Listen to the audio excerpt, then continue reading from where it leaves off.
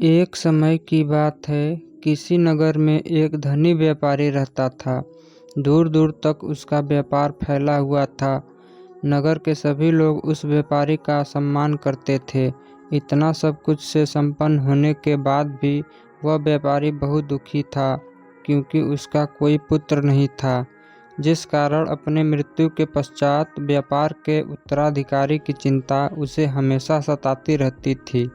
पुत्र प्राप्ति की इच्छा से व्यापारी प्रत्येक सोमवार भगवान शिव की व्रत पूजा किया करता था और शाम के समय शिव मंदिर में जाकर शिव जी के सामने घी का दीपक जलाया करता था।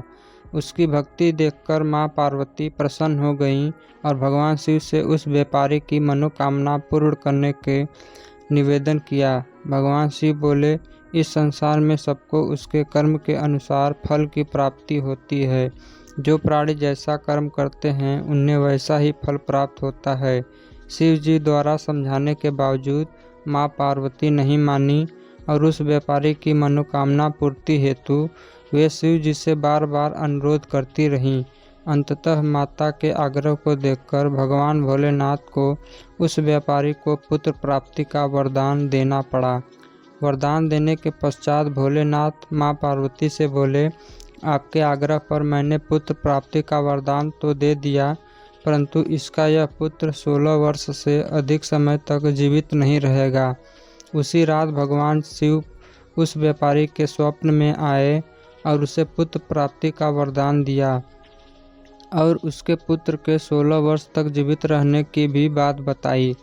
भगवान के वरदान से व्यापारी को खुशी तो हुई, लेकिन पुत्र की अल्पायु की चिंता ने उसे खुशी को नष्ट कर दिया। व्यापारी पहले की तरह सोमवार के दिन भगवान शिव का विधिवत व्रत करता रहा। कुछ महीनों के बाद उसके घर अति सुंदर बालक जन्म लिया। घर में खुशियां भर गई।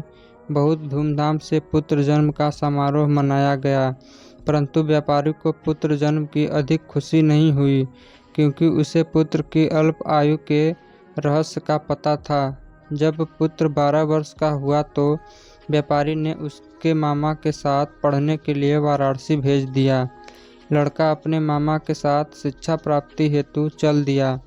रास्ते में जहाँ भी मामा भांजा विश्राम हेतु रुकते, वहीं यज्ञ करते और ब्राह्मणों को भोजन कराते। लंबी यात्रा के बाद मामा और भांजा एक नगर में पहुँचे।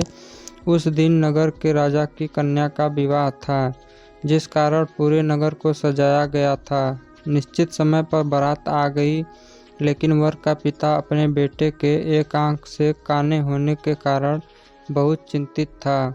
उसे भय था कि इस बात का पता चलने पर कहीं राजा विवाह से इनकार न कर दें।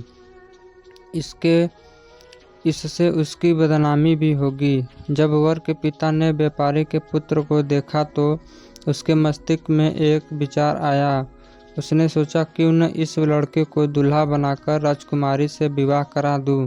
विवाह के बाद इसको धन देकर विदा कर दूंगा और राजकुमारी को अपने नगर ले जाऊंगा। वर के पिता ने लड़के के मामा से इस संबंध में बात की। मामा ने धन मिलने के लालच में वर के पिता की बात स्वीकार कर ली। लड़के को दूल्हे का वस्त्र पहनाकर राजकुमारी से विवाह कर दिया गया। राजा ने बहुत सारा धन देकर राजकुमारी को विदा किया।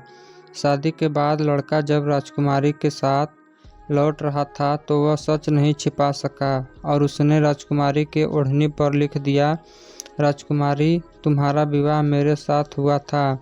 मैं तो वाराणसी पढ़ने के लिए जा रहा हूँ और अब तुम्हें जिस नवयुवक की पत्नी बनना पड़ेगा वह कान्हा है। जब राजकुमारी ने अपनी ओढ़नी पर लिखा हुआ पढ़ा तो उसने कान्हे लड़के के साथ जाने से इनकार कर दिया। राजा सब बातें जानकर राजकुमारी को महल में रख लिया। उधर लड़का अपने मामा के साथ वाराणसी पहुंच गया और गुरुकुल में पढ़ना शुरू कर दिया। जब उसकी आयु 16 वर्ष की हुई तो उसने यज्ञ किया। यज्ञ के समाप्ति पर ब्राह्मणों को भोजन कराया और खूब अन्न वस्त्र दान किए। रात को वह अपने शयन कक्ष में सो गया। शिव के वरदान के अनुसार शयनावस्था में ही उसके प्राण पखेरु उड़ गए। सूर्योदय पर मामा मृत भांजे को देखकर रोने पीटने लगा। आसपास के लोग भी एकत्र होकर दुख प्रकट करने लगे। लड़के के मामा के रोने बिलाप करने के स्वर समीप से गुजरते हुए भगवान शिव और माता पार्वती भी सुने। पार्वती ने भगवान से कहा, प्राणनाथ, मुझे इसके रोने के स्वर सहन नहीं हो रहे हैं। आप इस व्यक्ति के कष्ट को अवश्य दूर करें। भगवान शिव ने पार्वती के साथ अदृश्य रूप में समीप जाकर देखा तो भोलेनाथ पार्वती से बोले, यह तो उसी व्यापारी का पुत्र है जिसे मैंने 16 वर्ष की आयु का वरदान दिया था।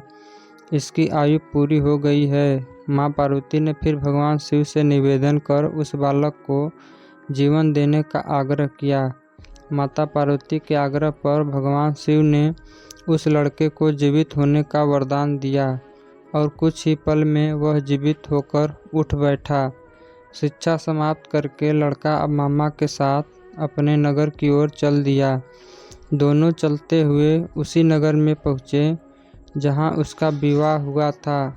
उस नगर में भी यज्ञ का आयोजन किया।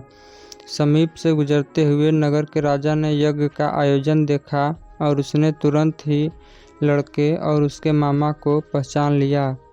यज्ञ के समाप्त होने पर राजा मामा और लड़के को महल में ले गया और कुछ दिन उन्हें महल में रखकर बहुत सा धन, वस्त्र आदि देकर राजकुमारी के साथ विदा कर दिया।